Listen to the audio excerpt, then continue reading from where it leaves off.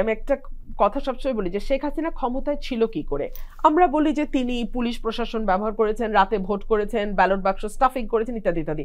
না, তিনি মানুষের ভেতরের যে ইটগুলো আছে, খারাপ দিকগুলো আছে, লোভ, ঘৃণা, হিংসা, ধ্বংস, নির্মূল, এই যে মানুষের ভেতরে ইবলিসের যেই লক্ষণগুলো আছে সেগুলোকে উনি উস্কে দিয়েছেন, মানুষের ইটকে উস্কে দিয়েছেন। কিরকম? উনি সরকারি কর্মকর্তাদের, কর্মচারীদের এমন অবিশ্বাস্য অঙ্কে বেতন বাড়িয়েছেন, এমন অবিশ্বাস্যভাবে তাদের ঘুষের জন্য একদম উর্বর ক্ষেত্র তৈরি করে দিয়েছেন, তাদেরকে কোনো রকম কোনো জবাবদিহিতার মধ্যে আনেন নাই। একইভাবে তিনি অন্যান্য প্রশাসনের যারা অন্যান্য জায়গায় কাজ করছে প্রত্যেকের ক্ষেত্রে এটি প্রযোজ্য।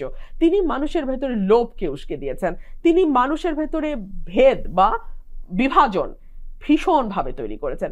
মুক্তিযুদ্ধের পক্ষ বিপক্ষ, স্বাধীনতার পক্ষ এক পক্ষ বিপক্ষ, রাজাকারের সন্তান, মুক্তিযোদ্ধার সন্তান, এগুলো কিন্তু সমাজে 15 বছর আগে এভাবে ছিল না।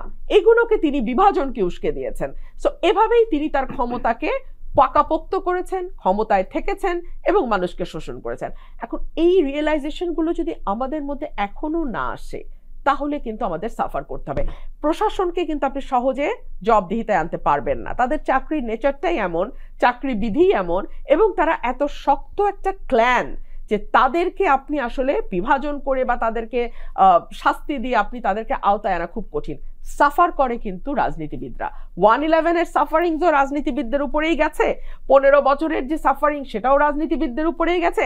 আগামীতে যদি কোনো অঘটন ঘটে সেটার চাপও কিন্তু রাজনীতিবিদদের উপরেই যাবে।